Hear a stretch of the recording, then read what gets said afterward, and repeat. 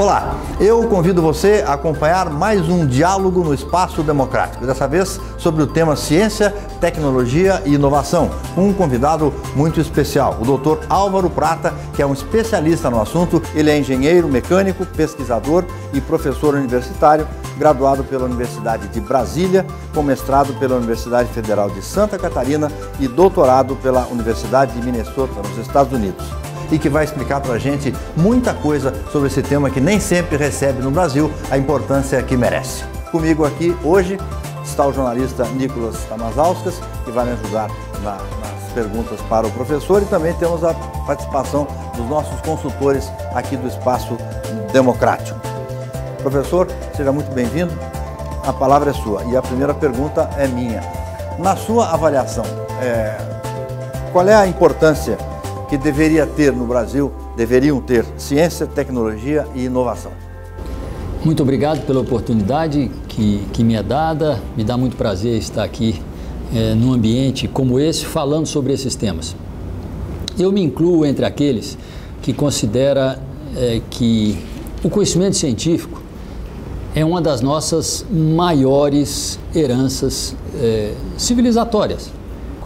O Brasil é hoje um dos países que mais produz conhecimento científico. Então, além de dominar o conhecimento científico gerado no mundo, ele produz conhecimento científico. Isso nos coloca numa posição de muito destaque. O conhecimento científico, ele atende a vários propósitos, inclusive de melhorar a nossa condição de vida e, sobretudo, isso. Então, quando nós agregamos esse conhecimento científico à questão tecnológica, nós estamos melhorando as condições em que nós vivemos. Há 100 anos atrás, a expectativa de vida era quase que a metade do que é hoje. E a partir do conhecimento científico, nós melhoramos a condição de vida. Então, a tecnologia, ela nos permite tornar a vida mais fácil, nos permite agregar condições de vida para a nossa existência. A inovação, ela se apoia no conhecimento científico, se apoia no desenvolvimento tecnológico e ela agrega novos produtos, novos processos, nos dando competitividade econômica, melhorando o nosso desenvolvimento econômico e, com isso, o desenvolvimento social também. Hoje, o Brasil está numa posição de destaque em algumas tecnologias. Mencionei que o Brasil gera muito conhecimento científico, mas precisa inovar numa taxa maior do que ele faz hoje. As nossas empresas, elas são pouco competitivas de uma maneira geral, e não que nós estejamos parados, mas é que os outros países, as outras empresas, as outras nações avançam numa velocidade muito maior que a nossa. Então, se apoiar na ciência, na tecnologia e na inovação, sobretudo no momento onde há muita transformação, a sociedade muda muito, isso agrega valor, agrega competitividade e agrega soberania ao nosso país. Queria que você falasse um pouco da necessidade de uma maior aproximação entre a iniciativa privada e os setores acadêmicos, né? Qual que é hoje essa necessidade? Como isso pode ser feito mais hoje no país? A inovação, ela se apoia sobretudo nas empresas. São as empresas que levam a inovação para o mercado, são as empresas que se tornam mais competitivas, são as empresas que geram riqueza. Nós precisamos, para a inovação tecnológica, precisamos da boa ciência. O Brasil tem uma boa ciência, mas no Brasil essa boa ciência é sobretudo gerada nos ambientes acadêmicos, e o ambiente acadêmico no Brasil ele está muito distante do setor empresarial, do setor industrial, do setor privado. Então, sobretudo no Brasil, para que possamos ser mais competitivos tecnologicamente, para que possamos inovar mais, nós precisamos aproximar esses dois ambientes, o ambiente acadêmico e o ambiente empresarial, o ambiente industrial. De que maneira? Como é que isso pode ser construído? O que foi feito, tem sido feito? Nós precisamos fazer isso através de políticas e, sobretudo, políticas públicas. Precisamos facilitar essas relações, precisamos permear esses dois meios, precisamos permitir que a academia possa interagir mais com a indústria, precisamos permitir que a indústria possa se beneficiar mais do conhecimento científico, precisamos focar na inovação como uma política estratégica para o país e a partir, sobretudo, do estímulo do setor público que vem através de subvenção econômica, que vem através de crédito, que vem através de políticas, que vem através de um ordenamento jurídico diferenciado que facilitam essas relações, nós aproximaremos esses dois mundos. Você tem algum exemplo concreto de um caso em que essa integração gerou benefício para o país? Os bons exemplos que nós temos para o país, para o nosso país no contexto tecnológico, eles vêm de uma forte relação com a nossa academia. O Brasil hoje se destaca em algumas áreas, o Brasil se destaca em agricultura, se destaca em pecuária. O Brasil fez uma grande revolução, nós transformamos o nosso semiárido, transformamos a nossa caatinga em terras produtivas, né? O nosso semiárido é a savana africana, nós vamos na savana africana e vamos no semiárido brasileiro, é uma diferença muito grande. E fizemos isso através de conhecimento científico, através de tecnologia. Então, a empresa brasileira de pesquisa em agropecuária, a Embrapa, teve um papel decisivo em relação a isso. Poderia dar outros exemplos. O Brasil é um país hoje muito competitivo na área da aviação comercial, aviação civil. A Embraer é uma empresa muito competitiva. O Brasil é muito competitivo na área de produção de petróleo em grandes profundidades. A Petrobras, com as suas parcerias com o setor científico, o setor acadêmico, foi capaz de gerar tecnologia que permitisse extrair petróleo em profundidades tão grandes. E tem uma série de outros exemplos que poderiam ser dados. O importante destacar nesse contexto é o papel da política pública. É o papel das políticas de governo, que se tornam políticas de Estado, que favorecem essa aproximação e essa transformação, que alavancam o desenvolvimento tecnológico a partir do desenvolvimento científico. Aproveitando a sua referência ao Ministério, houve muitas críticas à fusão.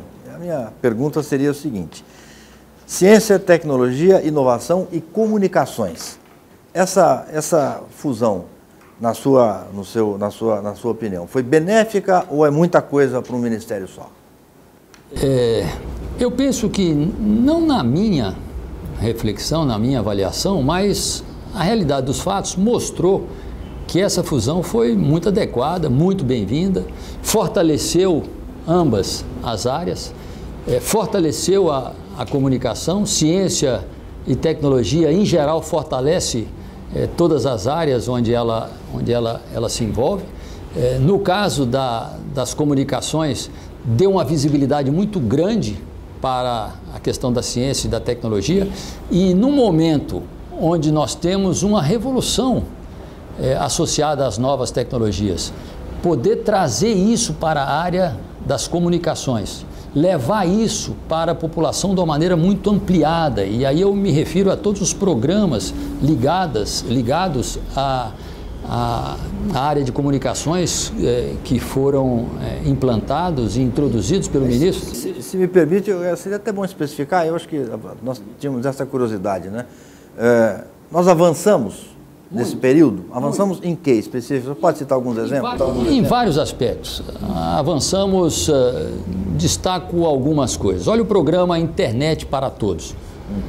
Olha o nosso satélite geoestacionário de defesa.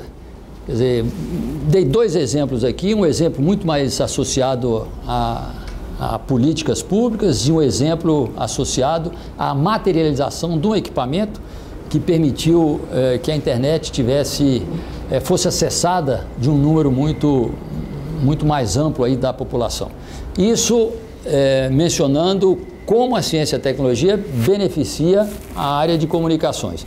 Mas me refiro também ao benefício que nós tivemos em função de, sob o mesmo ministério, nós temos também a área de comunicações, e isso aproximou muito o Sistema Nacional de Ciência e Tecnologia. Então, hoje, a linguagem e a capacidade de atuação de todo o sistema, pelos seus diferentes braços, se dá de uma maneira muito mais intensa. Fortalecemos o nosso Sistema Nacional de Ciência, Tecnologia e Inovação. Então, quando nós falamos da Academia Brasileira de Ciência, quando nós falamos da Sociedade Brasileira para o Progresso da Ciência, quando nós falamos dos conselhos das fundações de amparo à pesquisa dos estados, quando nós falamos dos secretários de Ciência e Tecnologia e áreas correlatas de cada um dos estados, nós estamos falando de um grupo de atores relacionados com o Sistema Nacional de Ciência, Tecnologia e Inovação, que hoje trabalham em conjunto para promover os programas de desenvolvimento científico, desenvolvimento tecnológico e inovação.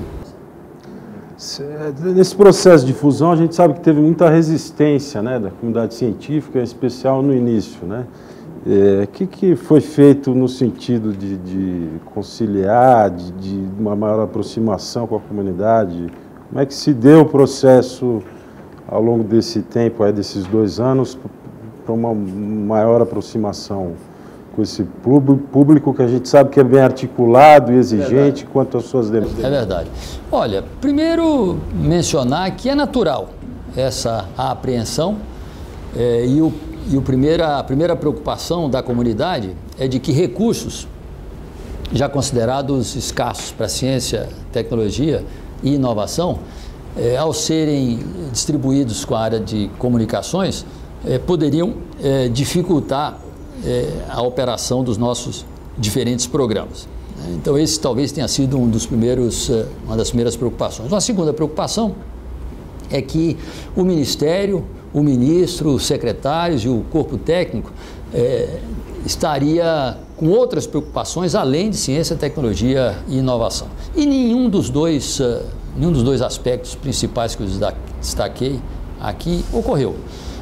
E acredito que muito em parte de uma gestão muito bem sucedida do nosso ministro, que através de uma equipe muito bem montada também, pessoas muito qualificadas e uma interlocução muito grande com a comunidade de ambos os setores, atraiu todos em benefício de um esforço conjunto. E com isso, então, todas essas possíveis resistências que poderiam ter no primeiro momento, elas se dissiparam. Apesar de nós estarmos vivendo um momento de dificuldades econômicas grandes, né, ele conseguiu atrair recursos para a pasta, para o Ministério, e conseguiu atender muito das nossas demandas, né? Eu gosto de destacar, dentre várias demandas atendidas, que é a preocupação em pagar todos os projetos que já haviam sido concedidos e que estavam inseridos nos restos a pagar, e ele, de uma maneira muito eficiente, conseguiu recursos para que nós pudéssemos honrar esses compromissos já assumidos, né? E criamos novos programas, novos projetos, espero ter oportunidade de mencionar alguns deles aí no decorrer da nossa conversa. Que projeto acha que merece, é necessário ter continuidade agora, assim, que precisa seguir? E qual o grande projeto que você, como cientista, como pesquisador, acha que é fundamental ser tocado daqui em diante no Ministério? São vários, né? O Sistema Nacional de Ciência e Tecnologia Brasileiro é um sistema maduro. Sim. Tem várias instituições, muito diversificado, muito ampliado, e precisa ser irrigado. E nós precisamos fazer frente aos novos desafios. Então, um dos grandes projetos do nosso ministro foi o avanço que nós demos no projeto Sirius, esse grande acelerador que nós temos em Campinas, que coloca o Brasil numa posição de destaque em pesquisa nessa área, né, e nos projeta mundialmente, envolveu recursos enormes. Então, nós precisamos, como país, sermos capazes de nos envolver em grandes projetos, em grandes programas. Mencionei o projeto Sirius. Posso mencionar o projeto Antártica, por exemplo, onde o Brasil, através de um esforço muito grande, ele conquistou uma posição de destaque na pesquisa na Antártica, né, que embora esteja longe fisicamente do Brasil, afeta o Brasil em tantos aspectos, afeta o clima, afeta a nossa costa, né, e afeta o nosso mar, afeta o nosso litoral. Então nós precisamos irrigar o sistema, não só através desses grandes projetos, dessas grandes infraestruturas de pesquisa, temos exemplos de algumas, mas toda essa rede de pesquisadores, essa rede de pesquisa e essa rede de instituições. Nós temos um outro programa muito bem sucedido, que é os Institutos Nacionais de Ciência e Tecnologia. Então nós estamos falando de mais de 100 institutos que agregam pesquisa em várias áreas do conhecimento e atuam de uma maneira muito eficiente. Nós precisamos nos preocupar tanto com o conhecimento científico, mas precisamos também preocupar com as empresas emergentes, nós precisamos nos preocupar com a atividade empreendedora e nesse destaque que eu dei à irrigação do nosso sistema, além de seguir construindo essa infraestrutura de pesquisa, nós precisamos ampliar os nossos parques tecnológicos, nós precisamos ampliar as nossas incubadoras de empresa, nós precisamos dar apoio diferenciado para as empresas emergentes, nós precisamos apoiar a atividade de pesquisa. Nós temos um belíssimo edital através do CNPq, que é o edital universal, que permite àquele pesquisador, com importância relativamente pequena, mas dá continuidade à sua pesquisa. Então nós estamos falando de um espectro de ações, um espectro de atividade que soube ser contemplado durante essa gestão do ministro Kassab. Eu tenho duas perguntas. A primeira é ligada à questão da comunicação, mas num sentido ligado à sua própria exposição sobre ciência e tecnologia. Eu vejo que há uma dificuldade muito grande de o público em geral aprender conceitos que estão sendo muito utilizados aí na imprensa, na internet, por exemplo, sobre questões ligadas àquilo que o senhor falou, em particular a questão da inteligência artificial. Como é que o senhor explicaria para o cidadão comum o que é inteligência artificial? A outra pergunta é o seguinte, por que o Brasil, mesmo tendo avanço aí em várias áreas, não tem nenhum prêmio Nobel, certo? É uma coisa que me intriga, porque precisamos arranjar um aí para começar. Professor Roberto Macedo, é um prazer estar aqui com o senhor e muito obrigado aí por essa importante pergunta, né? Que o senhor mencionou dois aspectos. Um dos aspectos que o senhor menciona se refere à inteligência artificial. E eu quero destacar que a inteligência artificial, ela se enquadra num conjunto de novas tecnologias que são muito disruptivas, são muito diferenciadas e são muito inovadoras. O mundo está se transformando. Então nós começamos a falar de coisas que nós não falávamos no passado. Então os avanços associados à nanotecnologia, os avanços associados à robótica, os avanços associados a essa nova indústria 4.0, que é uma indústria que traz uma série de conhecimentos e tecnologias, vem de uma maneira muito definitiva e muito ampliada. A inteligência artificial, ela nos permite agregar inteligência a tudo aquilo que nós fazemos. Então nós temos um conjunto de ações e cada vez mais nós nos apoiamos em dispositivos, em equipamentos, em instrumentos, e temos que ter essa capacidade de interagir com esses equipamentos, com esses instrumentos, manipular um grande número de dados, manipular um grande número de informações. Então nós queremos que os equipamentos, que as coisas conversem entre si, queremos que haja possibilidade de comunicação entre as coisas, e me refiro aí à internet das coisas, as coisas possam aprender por si só, elas próprias possam desempenhar funções. novos equipamentos, novas tecnologias nos trazem uma realidade aumentada, que vai além daquilo que eu percebo num primeiro momento com meus sensores, né? Mas é eu olhar para uma determinada pessoa, olhar para um determinado equipamento e, de alguma forma, as informações ligadas àquela pessoa ou ligadas àquele equipamento, àquele processo, estarem disponíveis para mim. Então, a inteligência artificial é esse novo conjunto de informações, de capacidade de manipular essas informações de uma maneira muito eficiente, que se colocam ao nosso dispor para que nós possamos fazer novas transformações e agregar melhor qualidade de vida e agregar desenvolvimento econômico, desenvolvimento social. O Brasil tem avançado muito nas tecnologias de inovação e comunicação, tem feito muita coisa. Um outro aspecto que o senhor menciona é por que o Brasil não possui um prêmio Nobel. E essa é uma pergunta difícil de ser respondida, porque nós não estamos falando só no contexto científico e no contexto das ciências naturais.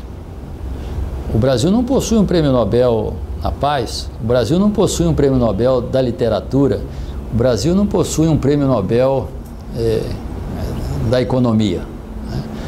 No contexto da ciência, no contexto das ciências naturais, mais e mais a conquista do prêmio Nobel vai estar associada aos grandes projetos que são feitos apoiando em equipamentos sofisticados, em grandes equipamentos. Mencionei aqui o projeto Sirius, né?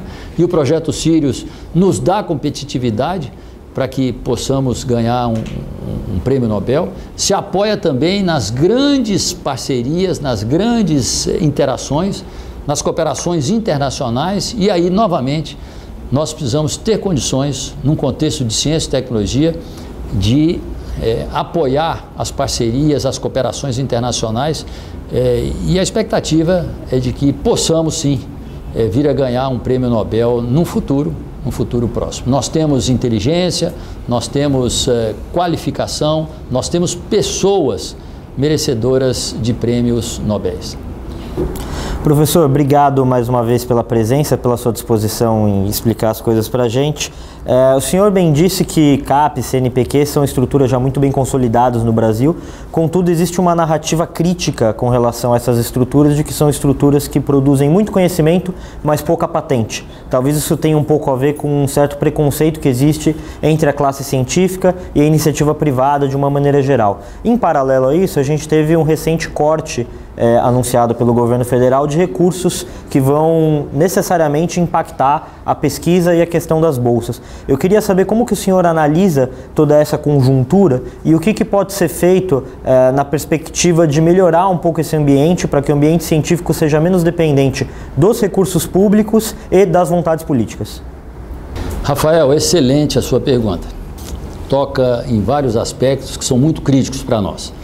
Primeiro, é a questão do montante que nós alocamos em ciência e tecnologia, alocamos em pesquisa e desenvolvimento. Esse montante tem diminuído e isso é ruim, porque estamos caminhando numa direção contrária daqueles países que não são referência. O Brasil já chegou a investir mais de 1,2% do seu PIB em pesquisa e desenvolvimento, e certamente agora em 2018 e em 2019 2019 vai estar investindo menos do que 1% em pesquisa e desenvolvimento. Nós precisamos sermos capazes de investir mais em pesquisa e desenvolvimento. Aqueles países que estão bem, aqueles países que alavancaram o seu desenvolvimento econômico, desenvolvimento social, conseguiram investir em pesquisa e desenvolvimento. Não é simples, porque investir em pesquisa e desenvolvimento não surte efeito a curto prazo. E um país com tantas demandas como o Brasil, com demandas de infraestrutura, com demandas na área da segurança, com demandas na área da saúde, tem uma tendência num contexto, às vezes, imediatista, de reduzir o investimento em pesquisa e desenvolvimento. Não deve fazer isso. Nós, em momentos de crise, em um momento de dificuldade, nós temos que reduzir a despesa pública, mas fazer isso de uma forma diferenciada.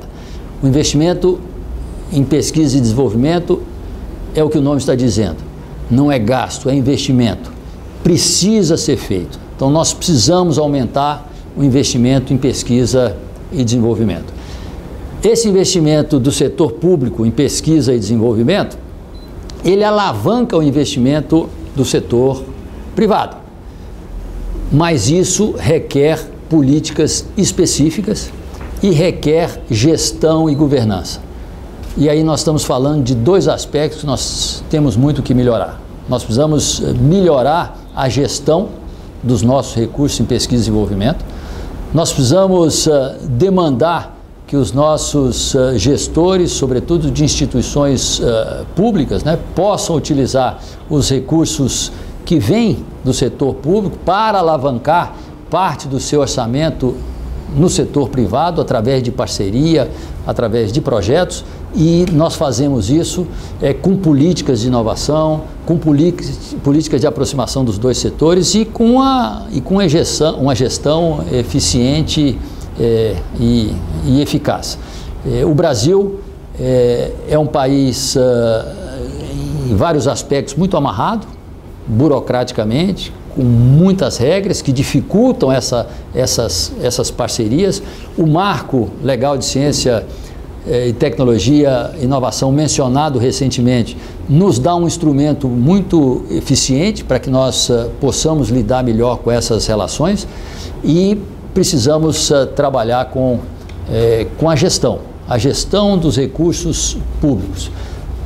A experiência mostra que toda a iniciativa, quando bem feita, e dou o exemplo da Lei do Bem, que permitia que as empresas que investissem em pesquisa e desenvolvimento pudesse abater do imposto que lhe era devido uma parte desses recursos que eram investidos, isso feito com muita propriedade, alavancavam recursos privados, aumentavam o faturamento das empresas, fazendo com que elas viessem a pagar até mais impostos, recuperando aquele recurso que foi investido. Então, esse é um aspecto muito crítico, sermos capazes de aumentar o investimento em pesquisa e desenvolvimento e mudar a maneira como nós fazemos a gestão das nossas instituições, das nossas universidades, dos nossos institutos de pesquisa, para que possamos agregar ao recurso público parte dos recursos do setor privado, do setor industrial. Professor Prata, a minha pergunta é, dentro desse panorama novo da ciência e tecnologia que o senhor tão bem descreveu aqui para nós, como que o senhor percebe o papel e a importância das ciências humanas nesse contexto, Recentemente, nós tivemos no Brasil algum ruído aí na comunicação entre setores do governo federal e a comunidade científica na área de humanidades. Por isso, eu acho essa uma pergunta importante para a conjuntura atual. Nenhum país desenvolveu o seu conhecimento científico, em momento nenhum da história, de uma forma assimétrica. Nós não temos casos onde o conhecimento de ciências exatas se deu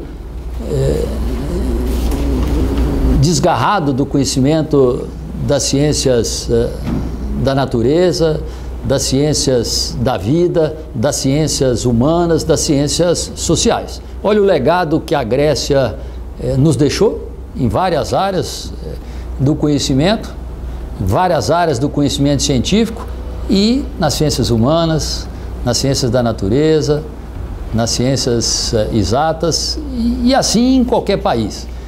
Nós não podemos separar a bela ciência alemã que gera a tecnologia alemã, que gerou grandes matemáticos, que gerou grandes físicos que fizeram tantas transformações e que gerou grandes nomes na literatura gerou grandes nomes na filosofia, nas ciências humanas de uma maneira geral. Então é preciso enxergar o desenvolvimento científico de uma maneira muito ampliada, beneficiando todas as áreas da ciência.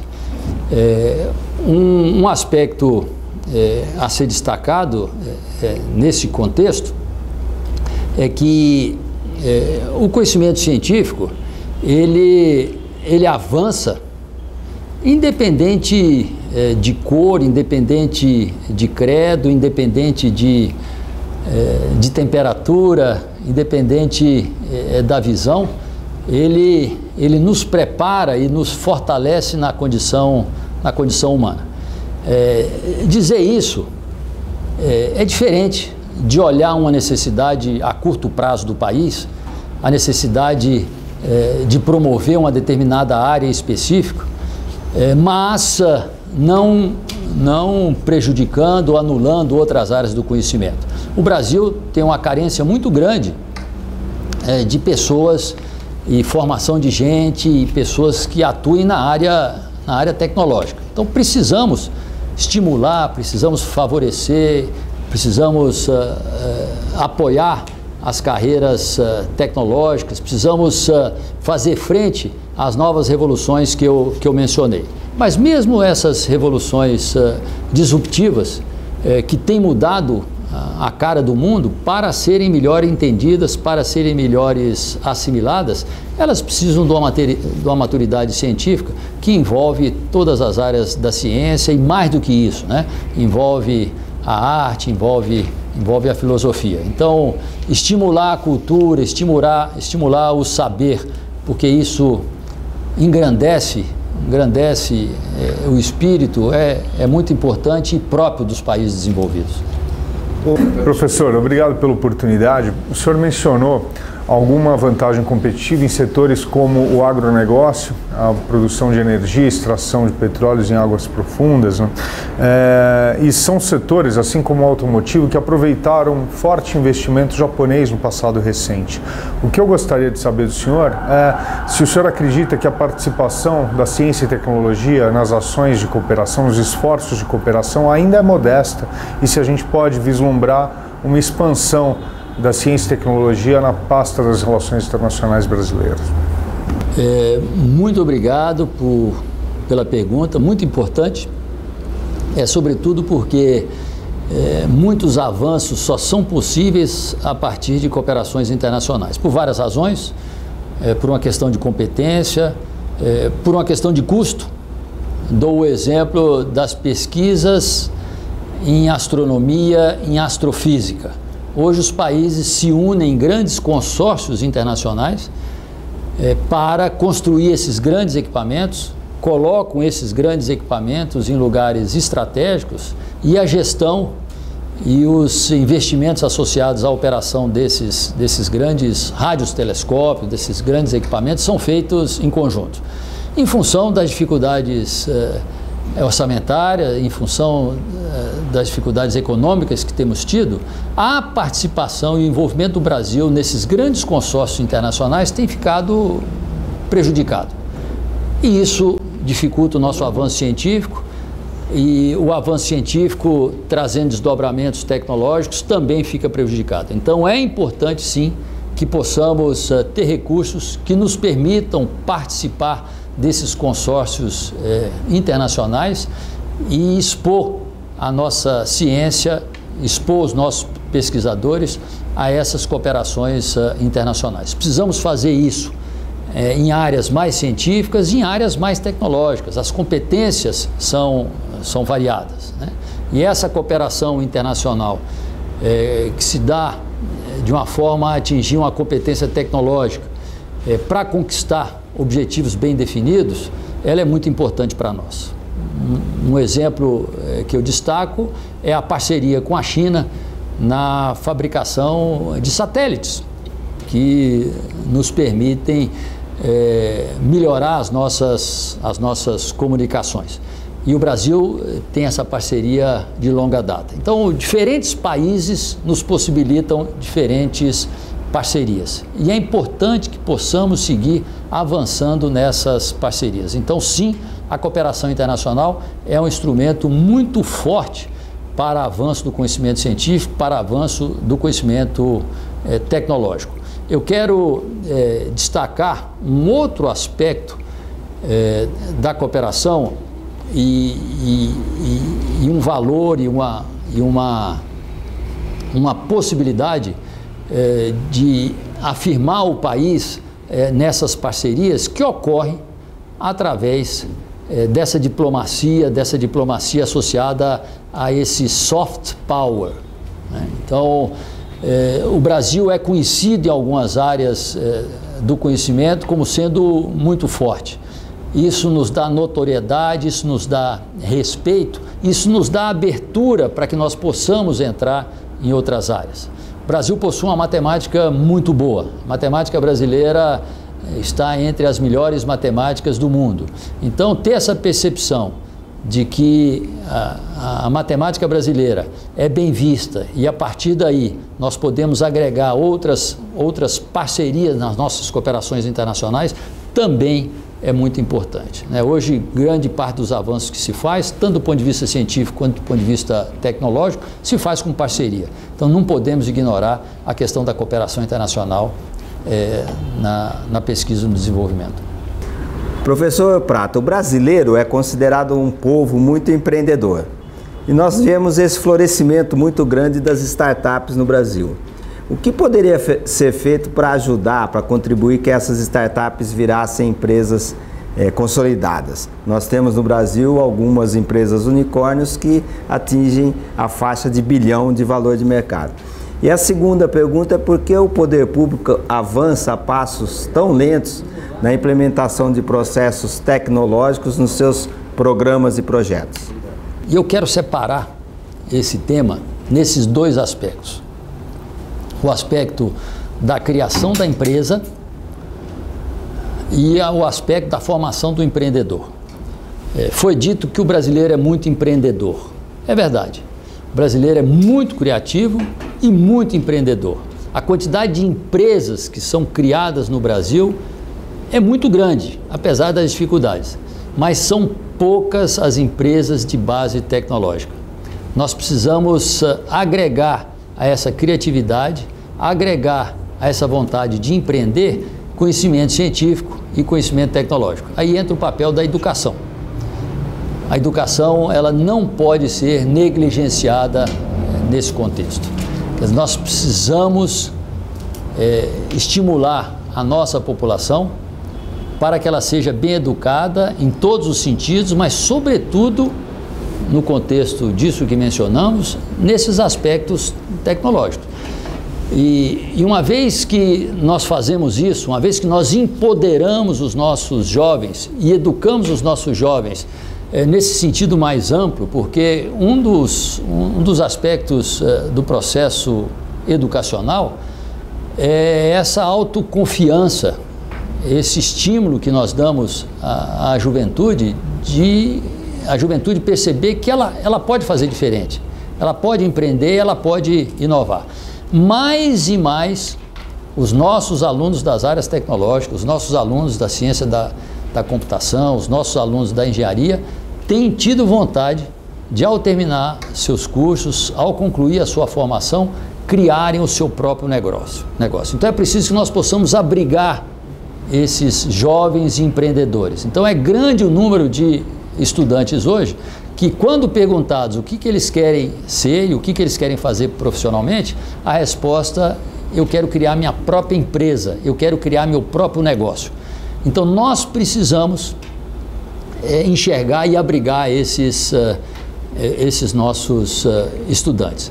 Quero abrir um parênteses para destacar um programa muito bem sucedido, criado pelo ministro Kassab durante a sua gestão, implementado pela FINEP, que foi o projeto Centelha, que é o projeto que permite ao jovem empreendedor que tenha um determinado recurso que lhe permita empreender e criar, estimular e desenvolver a sua própria ideia. Porque uma vez que nós inoculamos nos nossos jovens essa sementezinha do empreendedor, os resultados tomam conta de si próprios. Ele cria uma empresa, mesmo se aquela empresa não for bem sucedida, ele cria uma outra, aprende com aquilo. Então, duas coisas que precisam ser separadas e duas coisas que precisam ser apoiadas separadamente. Uma delas é a atividade empreendedora. Precisamos estimular a atividade empreendedora. Precisamos permitir que as nossas instituições abriguem esses empreendedores e estimulem e criem condições, espaços, incubadoras para que esses empreendedores floresçam com as suas ideias. A iniciativa do empreendedor é criar a sua empresa emergente, criar as suas startups. Então, precisamos ter políticas para apoiar essas startups também. Um dos braços fortes do nosso Ministério de Ciência, Tecnologia, Inovações e Comunicações é a FINEP, a nossa agência de inovação. E criamos, na gestão do ministro Kassab, programas específicos para apoiar essas startups, com recursos e permitindo até que a FINEP pudesse avaliar se queria ser parceira dessas empresas à medida que elas iam sendo bem sucedidas. Então, essa questão das empresas emergentes e essa questão da atividade empreendedora é uma questão que se junta a essa criatividade inerente do brasileiro. E essas empresas, então, que o brasileiro passará a criar mais e mais, serão empresas de base tecnológica. A parte final da pergunta questiona por que muitas vezes nós não conseguimos, sobretudo no setor público, agregar tecnologia às nossas ações, aos nossos processos. O governo brasileiro tem muitas ações bem-sucedidas de uso de tecnologia como instrumento de gestão, como instrumento de aperfeiçoamento. Nem sempre se consegue fazer tudo aquilo que se gostaria, muitas vezes em função da própria legislação. Então, nós precisamos tornar mais e mais as nossas legislações mais leves, precisamos reduzir a nossa burocracia, precisamos aprender a conviver com o risco, precisamos aprender a conviver com a falha numa atividade empreendedora, porque isso é que constrói essa modernidade que nós buscamos hoje. Nós chegamos ao final de mais esse diálogo no Espaço Democrático, não sem antes, claro, uma palavrinha final do nosso convidado, o Dr. Álvaro Prata. A minha expectativa é, ao olhar para frente,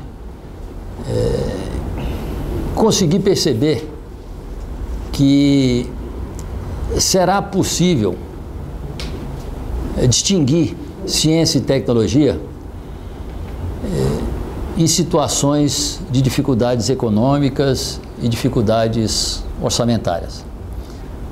Insisto que os países que estão fazendo grandes transformações, e os exemplos mais recentes são os que vêm de países asiáticos, eles estão conseguindo investir importâncias elevadas em atividade de ciência e tecnologia e estão obtendo o retorno desse investimento com benefício na economia, com benefício na qualidade de vida, com avanço da riqueza do país.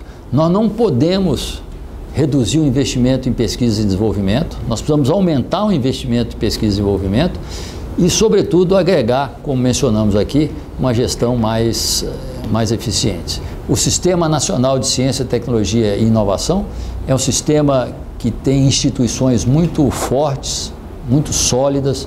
Nós temos um conjunto muito grande de instituições que fazem a boa ciência. O Brasil tem um parque industrial muito forte, muito qualificado. Nós não podemos ter uma produção industrial que se reduz ano a ano, sobretudo em função da baixa competitividade da nossa indústria, porque o maior insumo para o desenvolvimento tecnológico, para a inovação, que vai alavancar essa nossa indústria, é exatamente o conhecimento científico. Então, é um grande desafio para todos nós podermos lidar com essas dificuldades e podemos olhar para o país cada vez mais como essa nação que decide crescer e decide ser uma referência tanto em ciência como em tecnologia e como em inovação. Doutor Álvaro Prata, muito obrigado pela sua participação aqui nesse diálogo no Espaço Democrático. Eu agradeço aqui ao Nicolas Masalski, agradeço aos nossos professores, consultores do Espaço Democrático e agradeço especialmente a você pela sua atenção. Até o nosso próximo diálogo.